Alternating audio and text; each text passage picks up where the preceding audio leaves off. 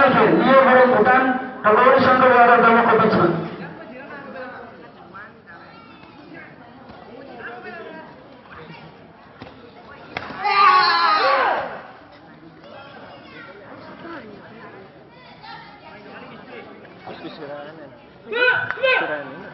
त्यसपछि हाम्रो पहिलो अवस्थामा रहने 55 केजी माथिको पुरुषको खेल हुँदैछ। यो हाम्रो रोडेश राई रातो फितामा दमनका खेलाडी छन् भने कृष्ण दास पूर्व अञ्चलका खेलाडी नीलो फितामा।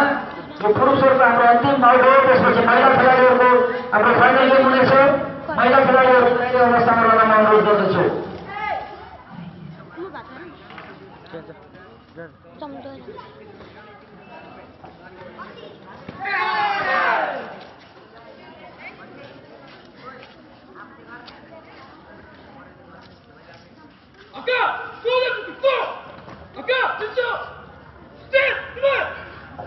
रातो फिताले एक अङ्क ल्याएका छन् लियो गुरुङ भुटान।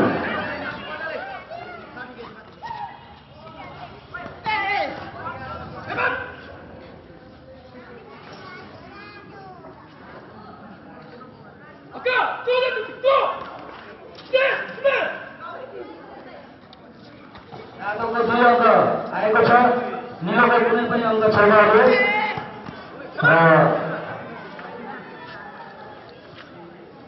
स्कोरलाई अलिकति ध्यान गरेर हेर्न जरुरी छ। 3 अङ्क आएको छ हाम्रो रातो फिताको भाइको। राम्रो प्रहार। अहिले पुनः 1 अङ्क ल्याएका छन् भाइले। 4-0 खेल अगाडि बढ्दैछ।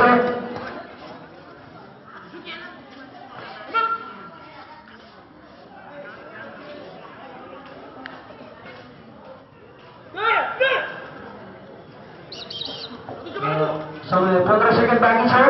एकदम सम्पन्न समय छ।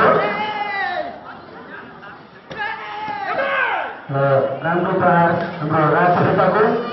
पुनः 1 अङ्क प्राप्त गर्न सफल भाइ। यसरी 5-0 खेल अगाडि बढ्दैछ। भुटानका भाइ 5 र गणका भाइको कुनै पनि अङ्क छैन। राम्रो प्रदर्शन गर्दैछन्। समय सक्यो। यसरी लियो गुरुङ भुटान प्रथम भएका छन् भने गौरीशङ्कर भाइ यादव सेकेन्ड भएका छन्। बधाई छ दुवैजना।